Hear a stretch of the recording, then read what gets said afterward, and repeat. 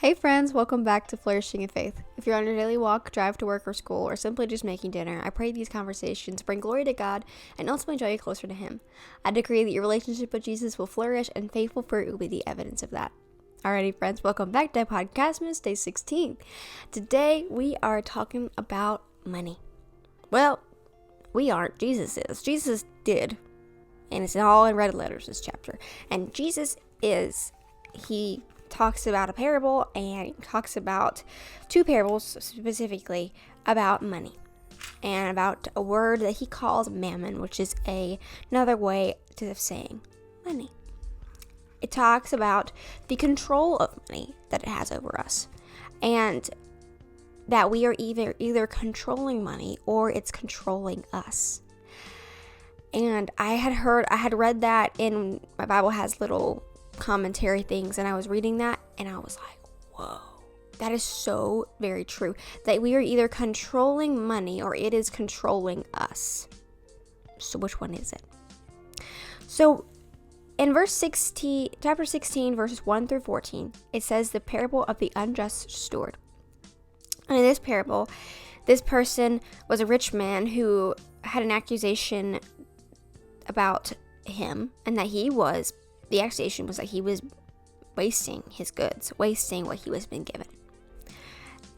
And the person said, he called to him, "What is this I hear about you? Give an account of your stewardship, for you can no longer be steward." Because he was unjust in his stewardship. He was not faithful in his stewardship. He used it for frivolous things. And then because he did that, in turn, he could no longer be a steward of whatever he was given. So that makes me think, what is faithfulness? So faithfulness is described as a prerequisite to promotion, a reliability and management of resources, and a goal of our accountability as servants of Christ.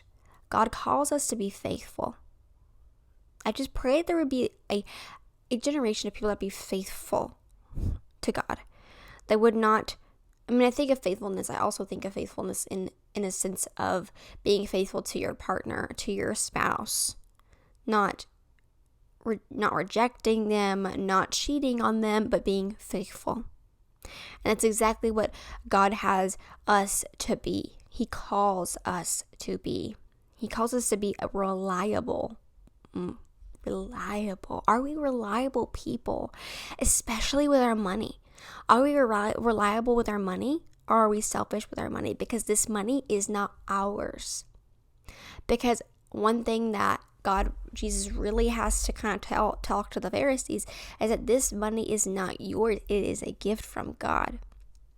Yes, you may have worked 40 hours a week or plus on this money, but this money isn't yours. It is God's, because God has blessed you with this money, with the job that you have, with the opportunity that you have to even live in the area of this job that you have. It is all not by a coincidence and not by what you made up. It is by God's plan and God's will for your life. And so we have no excuse to think that these things are ours to take as our own, because they're not, especially as a Christian and especially as a believer. And what verse 10 through 16 is talking about stewardship and debt. And it talks about how who is faithful in what is least is faithful and also in much. That's verse 10. And who is unjust in what is least is unjust and also in much. And then in verse 12 says, if you have not been faithful in what is another man's, who will give you what is your own? So we have to be faithful in little for God to be able to trust us with much. That can be comparable to a lot of things in life.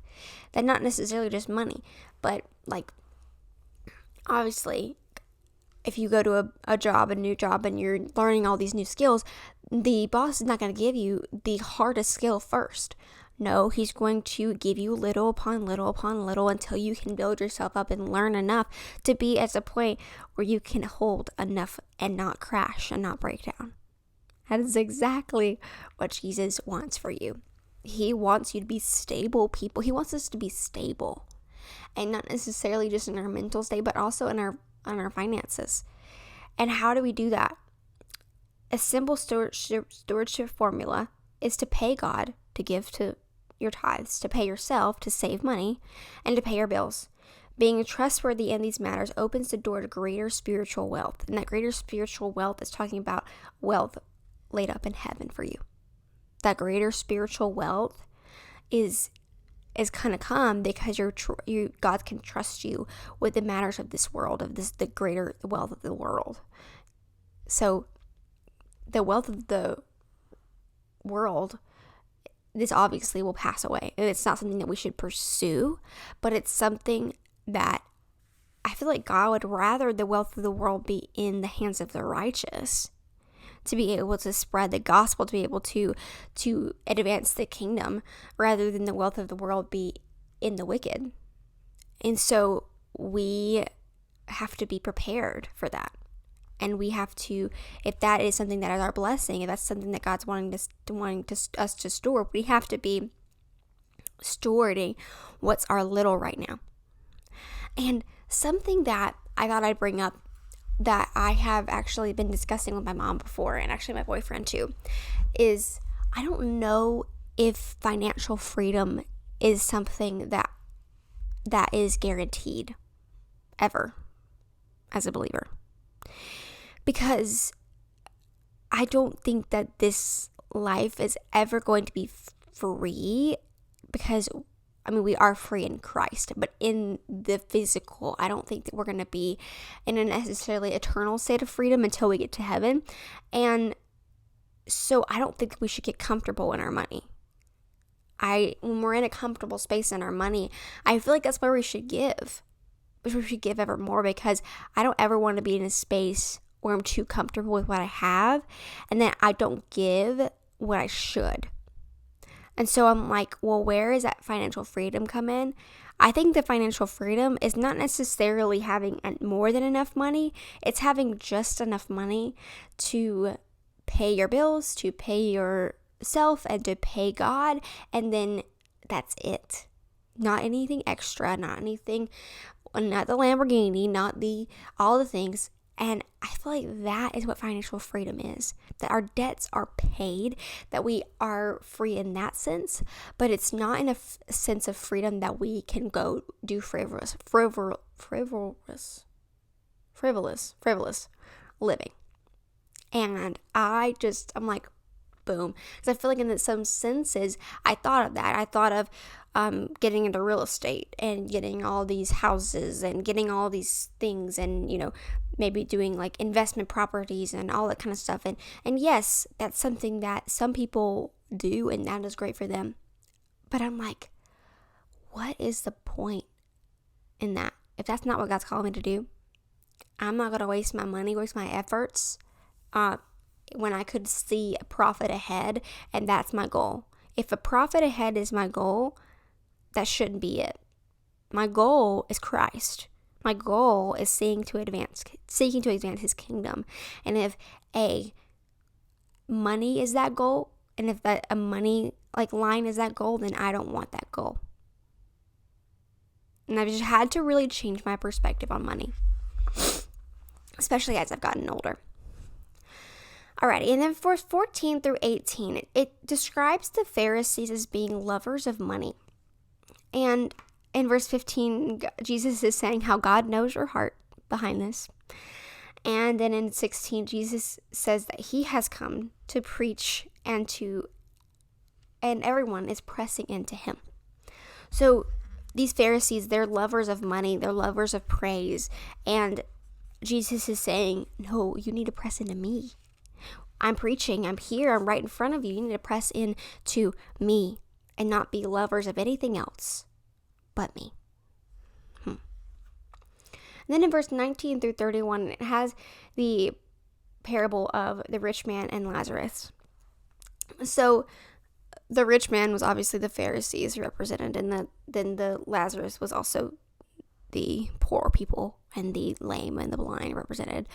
And the Pharisees looked upon money and wealth as a sign of God's blessing, and then poverty as his judgment. That's what they thought. Jesus actually came to kind of contradict that in a way, and he was saying how one's attitude towards material possessions is a clear indication whether one is living a self-centered life or under the total lordship of Christ.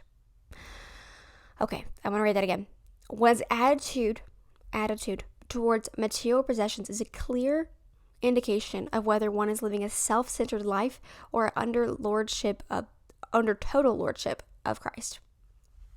So, in this story, this rich man is wearing purple fine linen and all these things, and he's obviously rich. And then there's also a comparison to verse 20. There's a certain beggar named Lazarus, full of sores, is laid at the gate, desiring to be fed with crumbs which fell from the rich man's table. And he died right there. And whenever he died, he was carried by the angels to Abraham's bosom, which basically means a honored place in paradise. And then the rich man also died, and he was buried. But he saw this man Lazarus that he walked past go into paradise where he wanted, and he went the opposite. He went down to Hades. And he was so confused. Why did this man come up when I have done all these good things? I have been a good person. And and then likewise, and then in verse 25, Abraham is talking, and Abraham says, "Son, remember that in your lifetime you received good things, and likewise Lazarus evil things. But now he is comforted, and you are tormented." So, wealth. This wealth that we all seek, it doesn't automatically condemn one to hell, no, or to poverty. But one's destiny depends on one's personal relationship with God, which is often reflected in the attitude towards your material possessions. So our attitude, how we view these things, how our emotions are set towards these things. Because it says literally in a couple of verses before, you are either serving God or mammon. You will hate the one or love the other. We cannot serve God and money. It's impossible. And so we have to choose which one we are controlled by. If we are controlling our money, or if our money is controlling us. And I would be prayerful about it. Even if you're not really concerned about it, or you're not really worried about it, pray about it and see what God has you to say about that. Because I feel like I could always work on my money skills and figuring out how that is. Alrighty, friends. I hope you have an amazing day. I'll see you tomorrow for PodcastMAS day 17, I'm pretty sure. And yeah, bye, friends.